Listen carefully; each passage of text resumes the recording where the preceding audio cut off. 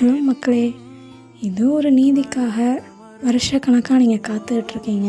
எனக்கும் இந்த நீதி கிடச்சிராதா, எனக்கு இந்த தீர்ப்பு வந்துடாதா அப்படின்னு சொல்லி நீங்கள் காத்துக்கிட்ருக்கீங்க.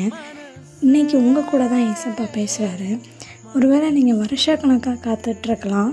என்னை பார்க்குறதுக்கு இங்கே யாருமே இல்லையா, ஒருவேளை எனக்கு இங்கே உதவி செய்கிறதுக்கு யாருமே இல்லையா அப்படின்னு சொல்லி நீங்கள் யோசிச்சுட்டு இருந்தீங்கன்னா, ஆண்டவர் இன்றைக்கி உங்கள் கூட சொல்கிற வார்த்தை என்ன அப்படின்னா, ஆனாலும் உங்களுக்கு இறங்கும்படி கர்த்தர் காத்திருப்பார், உங்கள் மேல் மனதிருக்கும்படி அவர் எழுந்திருப்பார், கர்த்தர் நீதி செய்கிற தேவன் அப்படின்னு சொல்லி வசனம் சொல்லுங்க.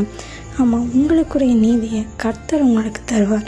ஒருவேளை நீங்கள் நினைக்கலாம், வருஷம் ஃபுல்லாக நான் காத்துக்கிட்டு இருக்கிறேனே, நான் ஒரு திக்கற்ற பிள்ளை மாதிரி ஒரு அனாதை போல் நான் இங்கே காத்துக்கிட்டு இருக்கிறேன், ஆனால் எனக்கு யாருமே இறங்கலை, உங்கள் கண்ணீரை துடைக்க யாரும் இல்லை அப்படின்னு சொல்லி நீங்கள் கவலைப்பட்டீங்கன்னா, ஒன்று மட்டும் யோசிச்சுக்கோங்க, உங்களுக்கு துணையாக ஆண்டவர் இருக்கார்.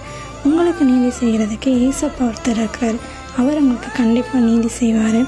நம்புங்க, விசுவாசிங்க, ஏசப்பா உங்களுக்கு நல்ல ஒரு நீதி தருவார். ஆமென்.